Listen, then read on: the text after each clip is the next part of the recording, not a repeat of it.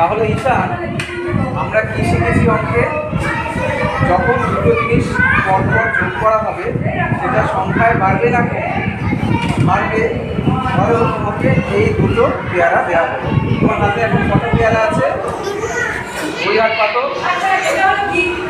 এই হাতে আরো দুটো পেয়ারা দেওয়া হবে, তাহলে মোট কটা পেয়ারা আছে?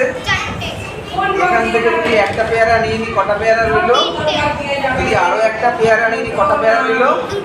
যদি আবার একটা যোগ করি কটা হলো? ভেরি গুড, যাও।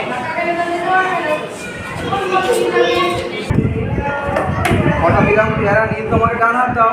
কটা পেয়ারা দেওয়া হলো? এবার কটা পেয়ারা হলো? ওই হাত পাতো।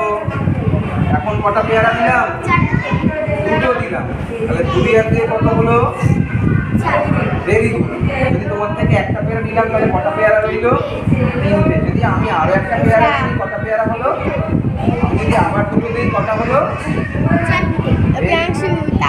Thank you. তাহলে আমাদের নীল আজকে খুব সুন্দর শিখেছে যে দুটোর সঙ্গে দুটো পেয়ারা যোগ করলে হয় চারটে। অঙ্কে তুমি কি শিখেছো? একটার সাথে আরেকটা যোগ করলে কি হয়? বাড়ে না কমে? বাড়ে। এই এখন তোমার কটা পেয়ারা দেওয়া হলো?